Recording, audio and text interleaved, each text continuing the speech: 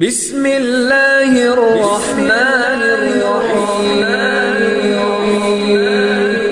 نحن الذین بایعوا محمدا علی الجہاد ما بقینا ابدا.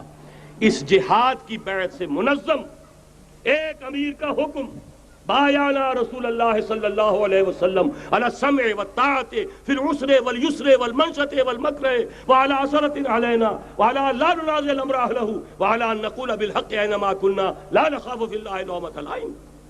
ایک حدیث متفق علیہ، بخاری میں مسلم میں بھی. یہ ہے وہ اسلامی حزب اللہ کا دستور. نمبر 3 کام کیا ہوگا؟ جہاد. جماعت بن گئی جہاد، لیکن جہاد کا پہلا مرحلہ ہے جہاد باللسان، زبان سے جہاد.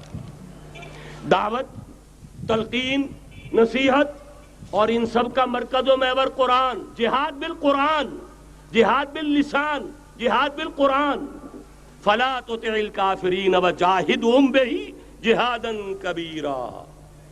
اے نبی، آپ ان کافروں کی باتیں نہ سنیے، ان کے کہنے میں مت آئیے، ان سے کوئی اثر قبول نہ کیجیے، اور ان کے خلاف جہاد کرتے رہیے. اس قرآن کے ذریعے سے بہت بڑا جہاد، 13 برس تک جہاد ہوتا رہا ہے قرآن کے ذریعے سے. لیکن اس کے بعد اب مکے میں آ کر، جب اللہ نے مدینے میں آ کر موقع عطا فرما دیا، جب وہاں پر آ کر ایک بیس عطا کر دیا، اب وہاں سے جہاد بالسیف، جہاد بالید کا آغاز ہوا. اب طاقت کے ساتھ، اب طاقت کے ساتھ، قوت کے ساتھ، ہاتھ کے ساتھ جہاد شروع ہوا. اس میں آخری بات عرض کر رہا ہوں، آج کے دور میں اس کی ایک شکل تو وہ تھی جو حضور کے دور میں تھی. 313 کے مقابلے میں 1000 یا 4000 3000 آ گئے تھے احد میں. ادھر سے 1000 نکلے تھے، بعد میں 300 چلے گئے واپس، تو 700 رہ گئے. آج کا معاملہ کچھ ذرا مختلف ہے. نمبر 1 تو یہ کہ جو حکمران ہے وہ خود مسلمان ہے. صدام حسین بھی دستی پھیرتا ہوا فوٹو کھنچواتا ہے، کیا کرے. بے نظیر بھٹو کو بھی کسی نے آج تک کافر تو نہیں کہا، چاہے وہ کفریہ کلمات کہتی رہتی ہے. اسلامی شاعر کا مذاق اڑانے کے بعد اور کون سی کسر رہ گئی؟ لیکن فتویٰ کسی نے لگایا نہیں. اسی طریقے سے حسنی مبارک کو بھی کسی نے نہیں کہا کہ کافر ہے. لہذا مسلمان ہی حکمران ہے. نمبر 1 وہاں یہ تھا، ایک طرف کافر، ایک طرف اہل ایمان. کلیئر کٹ جو ہے معاملہ موجود تھا. دوسرے یہ کہ یہاں سٹینڈنگ آرمیز ہیں، پیراملٹری فورسز ہیں. وہاں کیا تھا؟ ادھر بھی والنٹیئر، ادھر بھی والنٹیئر. کوئی سٹینڈنگ آرمی، کوئی ٹرینڈ آرمی موجود نہیں تھی. 313 بھی والنٹیئر تھے، 1000 بھی والنٹیئر تھے. البتہ یہ کہ اسلحہ کا فرق تھا.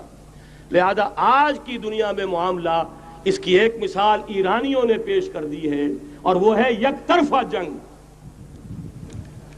غیر مسلح، پرامن، منظم احتجاج. سڑکوں پر نکل آئیں گے جب طاقت ہوگی، جب نہیں چلنے دیں گے اس نظام کو، نہیں دیں گے ٹیکس، نہیں چلنے دیں گے ان بینکوں کو. پکیٹنگ ہوگی، گھراؤ ہوگا، نہیں چلنے دیں گے. سود حرام ہے، اللہ اور اس کے رسول کے خلاف اعلان جنگ ہے، نہیں چلنے دیں گے. لیکن اس کے لیے پہلے طاقت ہو. صداقت کے لیے جس دل میں مرنے کی تڑپ، پہلے اپنے پیکرے خاکی میں جان پیدا کرے. محمد عربی نے مکے میں نہیں شروع کر دیا تھا جہاد صلی اللہ علیہ وسلم. حالانکہ 150-200 آدمی تو وہاں بھی موجود تھے، لیکن یہ کہ نہیں، آپ حالات، عالم اسباب ہے، اس کا جائزہ لے کر کوئی قدم اٹھائیں گے. قرآن میں خود کہا گیا ہے، اے مسلمانوں، پہلے تم 10 پر 1 بھاری تھے، اب تمہارے اندر الآن فیکم ضعفا، اب کچھ کمزوری آ گئی ہے، اب 2 پر 1 بھاری رہے گا. لیکن کمزوری اسی وقت آ گئی تھی، اوسط جو ہے کم ہو گیا. نئے جو مسلمان ہوئے تھے ان کی وہ پختگی تو نہیں تھی جو مکے کے مہاجرین کی تھی، جو ان آزمائشوں کی بھٹیوں میں سے گزر کر آئے تھے، جو کندن بن کر نکلے تھے ان آزمائشوں کی بھٹیوں سے. لہذا جان لیجئے، آج کے دور میں جہاد بالید یک طرفہ جنگ کی صورت میں ہوگا. اور اگر ایرانیوں نے کر کے دکھا دیا تو ڈوب کر مر جانے کا مقام ہے سنی مسلمانوں کے لیے کہ وہ نہ کر سکے. جب بھی میں بات کرتا ہوں کہتے ہیں یہاں نہیں ہو سکتا. کیوں؟ یہاں کوئی صاحب ایمان نہیں، یہاں کوئی صاحب غیرت نہیں، کوئی صاحب حمیت نہیں. میرے نزدیک جھوٹ ہے. جانے دینے کے لیے تو نظام مصطفیٰ میں بھی آ گئے تھے، نام نہاد نظام مصطفیٰ تحریک. ہر جس نظام مصطفیٰ تحریک نہیں تھی، وہ صرف بھٹو کے خلاف ایک تحریک تھی.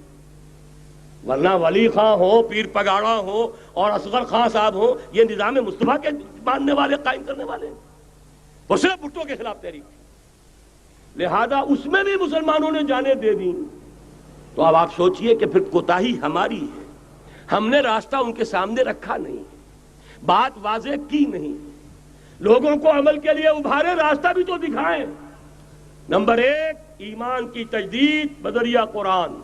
وہ جنس نہیں ایمان جسے لے آئیں دکانیں فلسفہ سے، ڈھونڈے سے ملے گی عاقل کو یہ قرآن کے سیپاروں میں۔ مولانا ظفر علی خان کا ایک شعر پہلے پڑھا تھا میں نے کہ نور خدا ہے کفر کی حرکت پہ خندزن، پھونکوں سے یہ چراغ بجھایا نہ جائے گا۔ انہی کے شعر پر تقریر ختم بھی ہو رہی ہے۔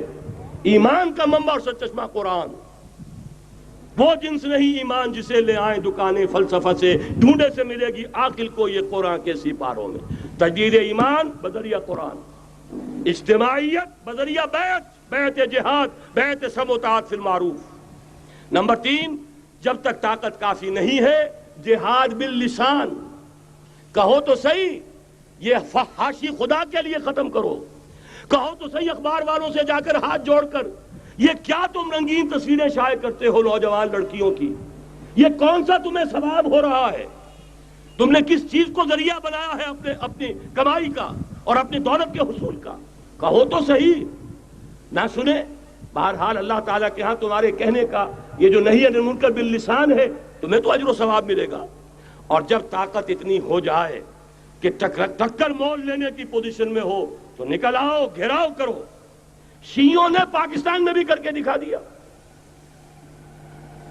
50,000 نے جا کر سول سیکریٹریٹ کا گھیراؤ کر لیا۔ ابھی ماشاء اللہ جوان تھا، بوڑھا نہیں ہوا تھا، کل 3 برس، اور بڑے تنتنے کے ساتھ ضیاء الحق صاحب لے کر آئے تھے آرڈیننس، زکوٰۃ آرڈیننس۔ 50,000 نے جا کر گھیراؤ کیا۔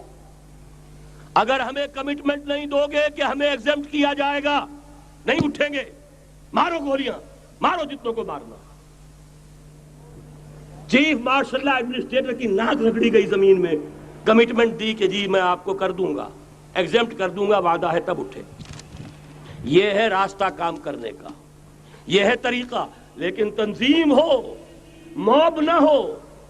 ایسا نہ ہو جو ہوا مالا کنڈ میں، بیچارے صوفی محمد صاحب کہتے ہیں میں نے تو کسی کو گولی چلانے کا حکم دیا ہی نہیں، یہ گولیاں ویسے چل پڑی، اور اس کے بعد ایک ایک مورچے پہ جا کر ہاتھ جوڑ رہے ہیں امیر صاحب کہ خدا کے لیے باہر نکل اور نہیں آ رہے۔ یہ نہیں، سم و طاعت فی المعروف، جو حکم دیا جائے، حکم ہو حرکت کرنے کا تو حرکت کریں، اور حکم ہو رک جانے کا تو رک جائیں۔ اگر یہ نظم جماعت نہیں ہوگا خیر وجود میں نہیں آئے گا، قربانیاں ہوں گی اور ضائع جائیں گی۔ چنانچہ ایک اخباری انٹرویو کی روح سے انہوں نے خود کہا یہ جانیں جو ہیں شہادت کی نہیں ہے، جانیں ضائع گئیں۔ حالانکہ مجھے اختلاف ہے، اس کو کہنا یہ چاہیے تھا کہ جس نے بھی خلوص میں اگر غلطی کی ہے بہرحال اللہ کے ہاں اس کا جو ثواب محفوظ رہے گا، جان دینا آسان کام نہیں ہے، لیکن یہ ضرور ہے کہ نظم کے بغیر دی گئی ہے اس کا دنیا میں نتیجہ نہیں نکلے گا۔ تو یہ میں نے عرض کیا آپ سے 4 نکات: تجدید ایمان بذریعہ قرآن، اجتماعیت بذریعہ بیعت جہاد اور بیعت سم و طاعت فی المعروف۔ پھر جب تک طاقت کافی نہیں، نہی عن المنکر باللسان، مظاہرے کرو، لوگوں کو جا کر روکو، ہاتھ جوڑو، خوشامد کرو، باز آ جاؤ، منکرات کو چھوڑ دو، اللہ کے غضب کو دعوت نہ دو، اللہ کے غصے کو نہ بھڑکاؤ۔ لیکن جب طاقت کافی ہو جائے، منظم جماعت جو جانے دینے کے لیے تیار ہو، جو اپنے سینوں پر گولیاں کھانے کو تیار ہوں، پھر میدان میں آئیں گے، پھر کہیں گے یا یہ منکرات نہیں یا ہم نہیں، یا تخت یا تختہ، اس کے سوا تیسری بات پھر کوئی نہیں ہوگی۔ اور اس کے لیے یہ ون سائیڈڈ وار، یک طرفہ جنگ ایرانیوں نے کر کے دکھا دی، ہلکی سی جھلک ہمیں بھی پاکستان میں دکھا دی۔ اب بھی اگر ہم کہیں کہ ہمارے سامنے راستہ نہیں ہے تو یہ سوائے اس کے کہ اپنے آپ کو، وہ جو اقبال نے کہا پتہ نہیں نام کیا ہے اس کا، خدا فریبی کے خود فریبی، عمل سے فارغ ہوا مسلمان بنا کے تقدیر کا بہانہ۔ راستے تو صاف ہیں، نشانات راہ بھی اب تو سامنے موجود ہیں، اگر اس کے باوجود ہم حرکت نہیں کرتے تو سارا قصور ہمارا اپنا ہے۔ جو باتیں میں نے عرض کی ہیں اب ظاہر بات ہے ایک تقریر میں نے بہت سا مواد جمع کیا ہے، میری کتابیں ہیں، میرے کیسٹس ہیں، ان سب کا جو ہے اب جس کے بھی دل میں کوئی جذبہ ابھرا ہے، اس جذبے کو بہت قیمتی سمجھیے، جس کے بارے میں اقبال کا ایک خوبصورت شعر ہے، آرزو اول تو پیدا ہو نہیں سکتی کہیں، اور ہو جائے تو مر جاتی ہے یا رہتی ہے خام۔ اس لیے کہ یہ ماحول ایسا ہے، یہاں بری آرزویں پروان چڑھتی ہیں، دولت کی آرزو، شہرت کی آرزو، جائیداد کی آرزو اور یہ اقتدار کی آرزو، لیکن یہ کہ کبھی دینی اگر جذبہ ابھرتا بھی ہے تو ماحول اسے غذا نہیں دیتا، آکسیجن نہیں ہے، وہ پودا مرجھا جاتا ہے۔ لہذا جس کے دل میں بھی وہ جذبہ ابھر آیا ہو، اس کو مضبوطی کے ساتھ اس لمحے کو امر بنا دیجئے۔ ہندی میں الف لگانے سے برعکس ہو جاتا، مر امر، ٹل اٹل، امر بنا دے اس کو، یہ ہمیشہ کا ہو جائے کہ اب اس پر عمل کا آغاز ہوگا، اور عمل کے آغاز کے لیے مزید اگر آپ کو سمجھنے کی ضرورت ہے، جیسا میں نے عرض کیا ہے، کیسٹس ہیں، کتابیں ہیں، ہمارے دفاتر ہیں، یہاں قریب آپ کے جو ہے وہ دفتر موجود ہے، وہاں سے لیجئے، عاریتاً لیجئے، خریدیے، پڑھیے، گفتگو کرنی ہو، میں اسی شہر لاہور میں رہتا ہوں، آئیے، بات کیجئے، سمجھیے، سمجھائیے، لیکن یہ کہ ایک عزم تو کر کے اٹھیے۔ وہ عزم کیا ہے؟ قل ان صلاتي ونسكي ومحياي ومماتي لله رب العالمين لا شريك له وبذلك امرت وانا اول المسلمين اقول قولي هذا واستغفر الله لي ولكم ولسائر المسلمين والمسلمات۔